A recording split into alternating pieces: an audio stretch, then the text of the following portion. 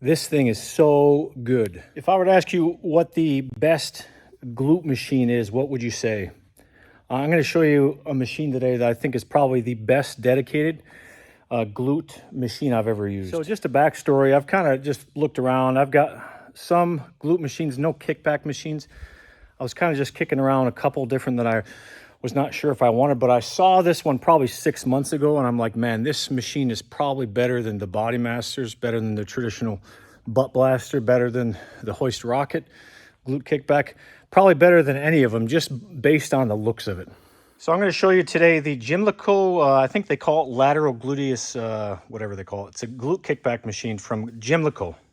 Now, there are a couple of things that make this unique, most especially is the linkage. So whenever there's linkage with the machine, like the strength curve tends to be smoother. It tends to be just better overall. The other thing is it has a nice big counterweight. And you can also use bands with it. So I actually have a ton of posterior chain machines. It's one of my favorite muscle groups to train. But I've kind of been on the search for a kickback machine, and I just kind of didn't really find anything that really thrilled me. But once I found this, I knew this is probably what I wanted. So I'm going to show you the way I like to use this. Several cool things with this. You're going to notice the range of motion of this thing is just unlike any other glute kickback machine. It's just a superior range of motion to any other. So I actually break this up into 3 movements. Playing around with it, I've been doing kind of a 21 format where I do the end range, the full range, and then the beginning range to exhaust it. So you can see right now I'm kind of upright, I'm doing the end range. So the cool thing with this is it's like a step-up machine. It's not only a glute kickback machine, it's a step-up machine. My chest is upright, and I'm doing a step-up motion right now. So this is how I start. I do the end range. Right here, you can see I'm kind of doing the end range of it, where it's kind of sort of the hardest. This tends to feel better with bands. And then I do the full range and then just the beginning range. So it also depends on where you put your feet. You can obviously see I'm doing this without shoes. I actually like to start with it on the ball of my foot, near my toes. And then as I fatigue, I put it closer to my heel. So there's several cool things you can do with this, but it's extremely smooth. And like I said, the range of motion is just absolutely phenomenal. So you can see here how much I can flex my hip up and extend my hip. So kind of just a nuanced rocking technique of leaning into it on the eccentric and extending on the concentric.